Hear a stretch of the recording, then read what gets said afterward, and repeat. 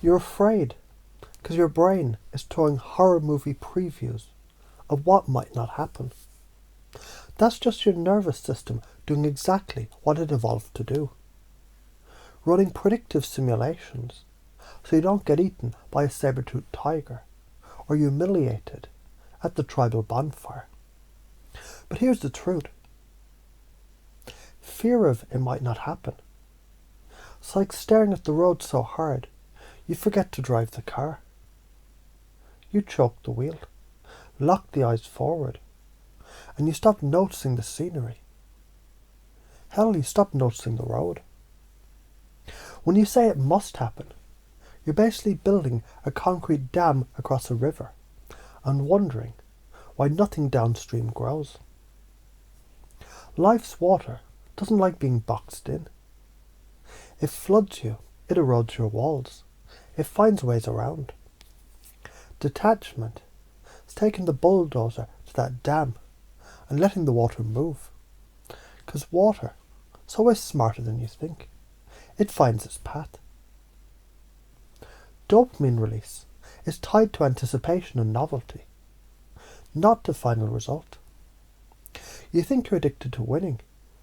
Your brain's actually addicted to playing. Outcome obsession. It's like sitting at a poker table, convinced you've got to win this one hand or your life's over.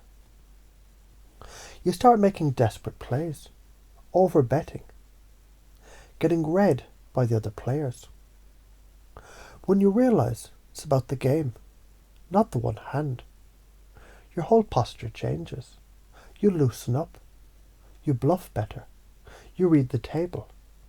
You stop bleeding chips. And paradoxically, you start winning more. You already detach from outcomes every time you play with a dog. Doodle in a notebook or send a meme to a friend. You're not gripping the leash thinking, this dog must fetch the stick or I'm ruined. You're in it for the movement, the interaction, the vibe. Same rule applies in business, relationships, art, hell, even self-growth.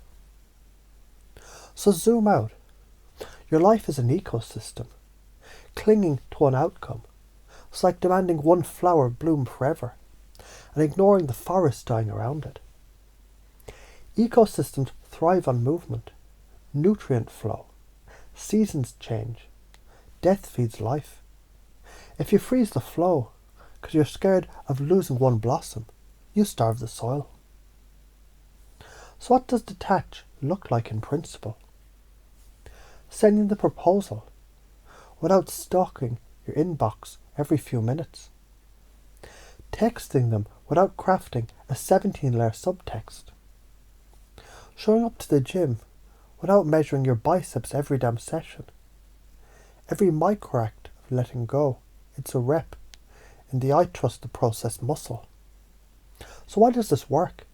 Neurologically, attachment to outcome, it spikes cortisol, your stress hormone, and it hijacks your prefrontal cortex, killing creativity and problem solving.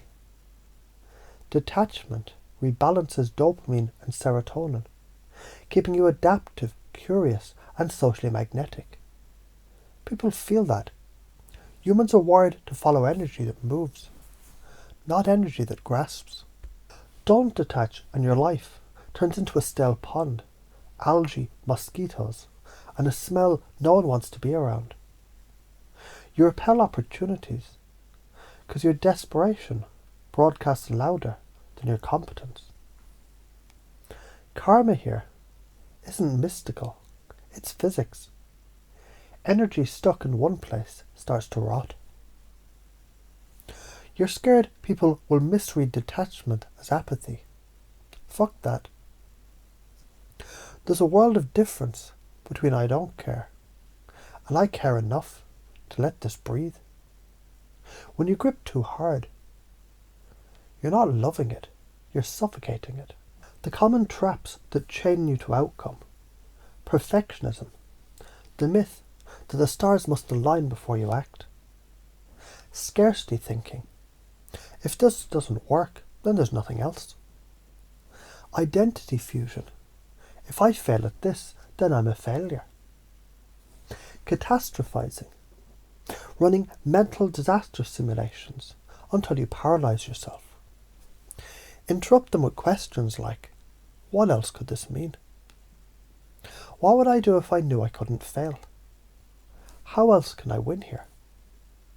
Right now, you already believe life has moments where you've been in the zone, flow state, time disappearing, effortless action. That's detachment in action. I'm just pointing to it so you notice. Once you notice, you can grow. And once you grow, you lead others. Not by telling them, but by being the walking proof that energy moves toward you when you stop strangling it. If you nail this belief, you stop sabotaging deals by overselling. You stop ruining dates by auditioning instead of connecting. You stop burning out in projects because you let curiosity feed momentum. If you don't nail it, you grind harder and harder, getting smaller returns. You burn bridges without knowing it. You end up bitter, thinking life is rigged, when you are the one damming your own river. Detach from the outcome. Play the game. Watch what happens when you stop needing life to happen on your schedule and start dancing with it instead. People will feel the shift before you do.